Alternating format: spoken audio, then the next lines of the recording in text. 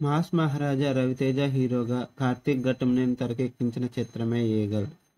ఈ high range action సినిమాను People's Media Factory బ్యానర్పై టీజీ విశ్వప్రసాద్ నిర్మించారు.